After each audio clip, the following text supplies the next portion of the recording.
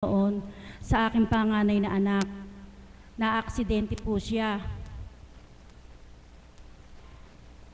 Mga 8 po ng gabi, may pumunta po sa amin na kaibigan niya na ang sabi na aksidente nga raw po yung aking anak. Sabi ko po, nasaan siya? Sabi po, dinala sa ospital. Ano ka ko lagay niya? Okay daw po. Bilang ina po, iba yung damdamin ko. Kakausapin ko kako sa cellphone. Ayaw po nilang ipakausap. Sa matulin sabi po, pinuntahan namin sa ospital. Nung pundatnan ko, habang nasa daan nga po pala ako, nagdadasal ako na huwag ipakikita sa akin ng anak ko na di ko kakayanin. At yung huwag kong aabutan ni anak ko na hindi marapat yung aking makikita. Yun nga po, kada dasal ko, nangungusap po sa akin ng banal na espiritu sa aking katauhan na ipanatag ko ro po ang kalooban ko at hindi po niya hahayaan. Yun nga po, hanggang sa makarating kami sa ospital, nung makita ko po ang anak ko, nakadipa pong ganon, nakasamiento na po itong ganito, comatose po. Lumalabas po ang dugo dito, sa bibig, saka po sa ilong. Tapos po, wala naman pong doktor. Lumapit po ako dun sa table ng head nurse. Sabi ko, bakit gano'n ang itsura ng anak ko? Hindi humihinga. Nasan po baka ako yung doktor? Sabi po ala daw pong doktor at linggo pa. Linggo po noon, ala daw pong doktor. Sabi ko po, tatanawin lang ba natin ng ganyan yung anak ko? Sabi po nila, daling ko na raw po sa Maynila at nang daw pong matingnan kung saan nagbubuhat yung pagdugo na yon. Sabi ko po, kung dadali ng Maynila ito, hindi na aabot dahil nga po sa sitwasyon. Sa matulin sabi po, yung pong iba kong kasamahan, humanap ng ibang ospital na makakatingin do sa kalunasan ng anak ko hanggang sa dinala na nga po namin do sa Baliwag. Nung pong pagdating namin doon, sa matulin sabi po, pinamili po ako ng doktor. Kailangan daw po na ma-CT scan para makita kung saan nagbubuhat yung dugo. Ngayon, papipirmahin po ako na meron daw pong isasaksak na alin sa dalawa. Sa loob ng kalahating oras, pag hindi nagising, diretso na. Pag naman nagising, okay. Siyempre po bilang ina, hindi ko po pinirmahan. Nung pong isusuot na siya dun sa ganong, ewan ko po ba kung ano yun. Tapos po nagwawala po. Kahit po siya walang malay, nagwawala. Hindi po pala po pwede na ikaw isusuot doon na kumikilos ka. Minuto na lang po ang ano ng doktor at kung hindi sasaksakan na. Ang naisip ko po noon, lumuhod. Sabi ko po, Ama, sa pagkakataon po nito, ang sabi niyo po sa katauhan ko sa pamamagitan ng Apo Conching, ang isang anak niya na naniniwala at nagtitiwala sa kanya, isang hakbang na lang at mahuhulog na sa tibag, sa kanya hahanguin. Ngayon po kako, higit kong kailangan na ako'y hanguin niyo. Pakalmahin niyo po kaki anak ko at nang matingnan na. Napakabuti po ng ama. Noong pong hindi pa nagaganap yung pag-ano ng doktor, 6 po yung tao na nakapagilid sa anak ko at pipigilin daw po. Hindi na po naganap yung pagpigil na yon. Kung hindi yung pong anak ko pumirenting ganyan at pumirmis po. Sa matuling sabi po na sa kadadasal ko po na huwag sasaksakan ng pangsaksak na yon. Natingnan po yon. Hindi pa po doon natapos. Hanggang sa sumunod po ng mga araw na katitingin ng mga doktor. kailangan daw po operahan dahil nakalug daw po yung utak, mamamagaro po pag daw po hindi na opera yung puputok. Itinawag ko po sa mahal na apo, sabi po niya, huwag akong papayag dahil hindi naman. Purihin po ang ama, lahat po ng tinuran sa akin ng mahal na apo, yun po ang naging kaganapan, hindi nga po. Kaya ngayon po, sa pagkakataon po na yon, talaga pong damandama ko ang pagkilos ng ama na sa huling sandali na panalangin ko sa kanya na talaga pong humingi ako ng saklolo sa kanya, hindi po niya ako pinabayaan. Marami pong pangyayari doon sa anak ko na yon dahil sa tuwi na po, yun po ang ginagamit sa akin ng ama sa pagdalisay. Hindi po, Mami Beth, pwede pa po ba? Baka po. Sa sunod-sunod pong taon na pagdalisay sa akin, sa matulin sabi po, sa loob ng 4 na taong kong pagiging alagad, taon-taon po, patindi po ng patindi ang pagdalisay sa akin. Subalit, wala po akong inaasahan kung hindi ang ama, ang kabutihan niya. Dumating na naman po ang pagkakataon na ako po dinalisay na naman ng ama, doon din po sa anak ko na yon. Meron pong mangilan-ngilan na alagad dito na napagsirang ko. Isa po si Mami Beth na hinuhugutan ko ng lakas, na siya ko pong napagsiran. Talaga pong nagdelikado yung aking anak na yon. Hindi po basta-basta problema. Subalit, sa kapangyarihan po ng ama, sa kabutihan niya, sa pagtitiwala ko sa kanya na hindi niya kami pababayaan, purihin po ang ama, hanggang ngayon po buhay ang anak ko.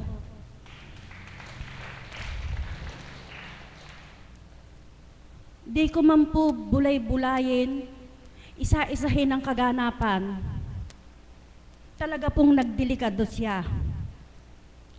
Nasa hanggang sa ngayon po, hindi pa po tapos ang pagdalisay sa akin, subalit nananalig po ako at nagtitiwala na hindi kami pababayaan kailanman ng Panginoon. Alam po ni Mami Beth kung ano pinagdadaanan ko. Alam po ng apo. Subalit, sabi nga po, hindi mahahalataan ng mga tagasunod o ng sino man ang isang alagad na may daladala. Dahil ang tanging pag-asa po at kinukuhanan ng lakas ay ang ama. Kaya sa ngayon po, bagaman po't may pagdalisay ako, may pagkukulang din po ako sa pagtupad sa araw-araw. Subalit nagsusumika po ako na makaganap at makatupad sa inyata sa akin. Dahil sa akin po, hindi po sapat yung pagtalima ko at pagsunod sa Panginoon sa mga kabutihan at pagpapalang ibinibigay niya sa akin.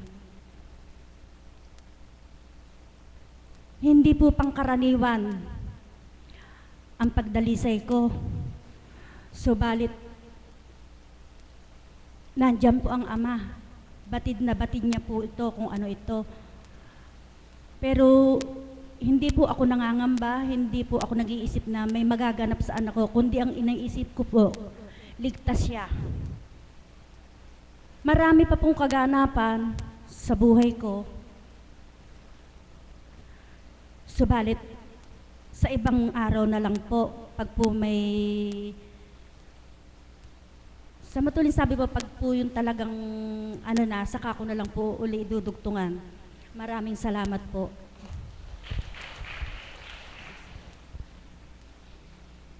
Diba kapatid, naramdaman mo rin ang pagmamahal ng Diyos sa iyo, no?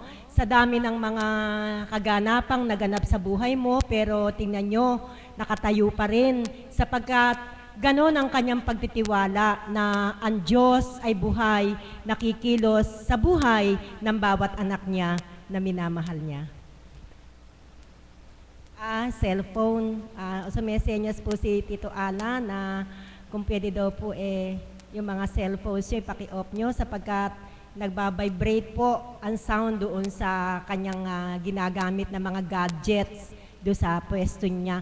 Dito po kasi sa lugar na to, basta po nag-vibrate, talagang pick up na pick up masyado po kasing malapit. Kaya kung pwede lang po nakikiusap si Tito Alan na wag lang pong i-silent, paki-off na po ninyo ng lubusan yung mga cellphone. So wag po kayong mahiya. Sige po, buksan nyo po yung mga bags nyo, yung mga nasa ano nyo. Tingnan nyo lang po kung naka-off talaga. Ayan na po, oh, yung ating mga cellphone. Okay po, dire-diretso po ang ating pagpapahayag sapagkat nakikinig po ang ating Panginoon.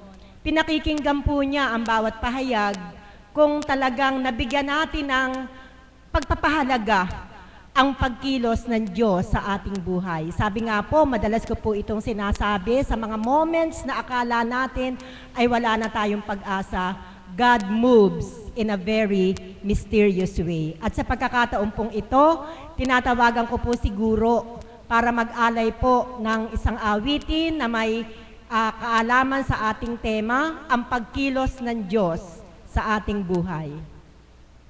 Palakpakan po natin ang buhay na Diyos para po sa ating kapatid.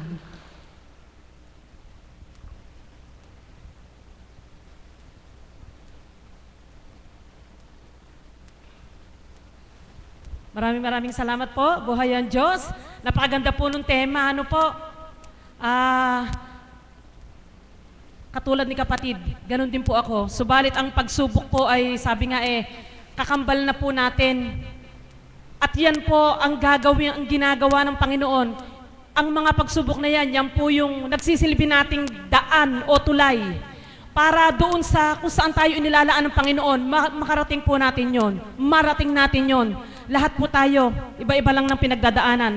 Subalit, sabi ko nga, sa tuwing ako ay dumaranas na ng pagdadalisay na parang sa pakiwari ko hindi ko na kaya, ito po ang sinasabi ko sa Panginoon. Sabi ko po, Ama, suko na ako. Hindi ko na po kaya. Kayo na po ang bahala. Kaya sa pamamagitan po ng awit na ito, narito po yung awit na sa aking palagay na angkop sa araw na ito, sa tema.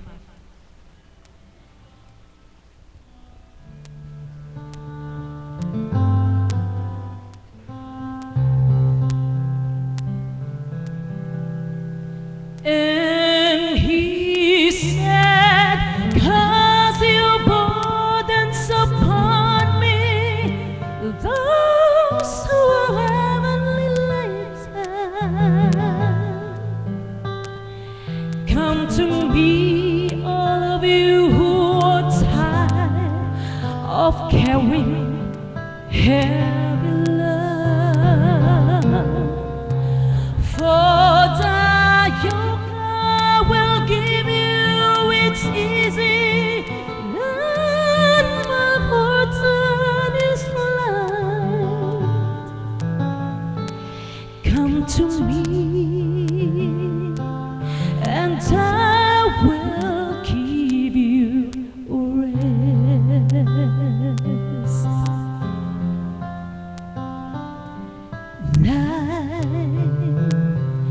It's not at all that, but my friend. Ooh, if you believe in yourself, if you believe there's someone who walks through life with you, you'll never be alone. Just learn to reach out and open your heart, lift up your hands to God, and He makes you feel alright. And He said, cast your burdens upon me, those who are heavenly laden.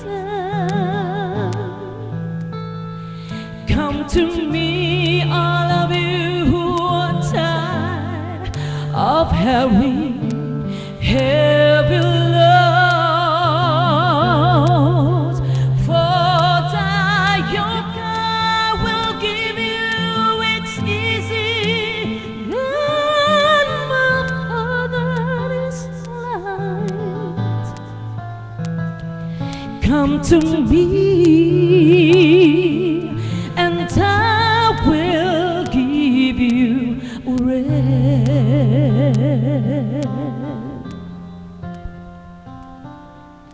When you feel the world is tumbling down on you, and you have no one that you can hold on to, just face the rising sun, and you'll see hope, and there's no need to run. Lift up your hands to God, and He'll show you the way.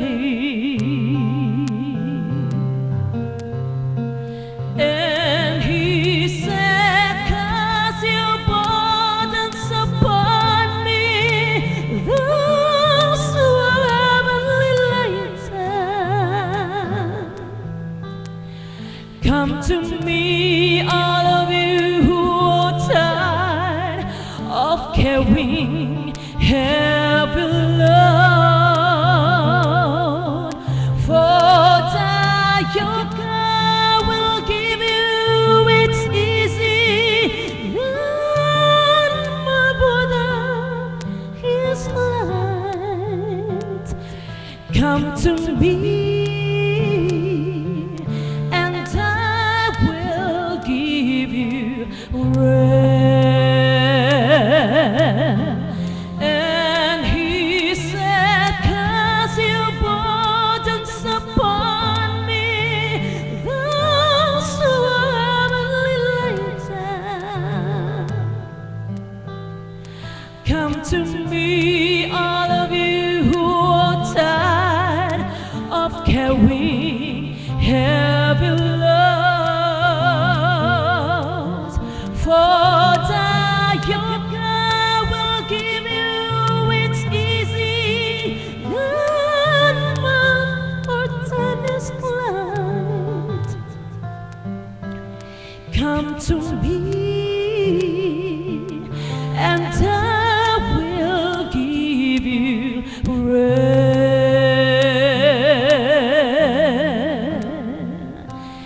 Come to me, and I will give you rest.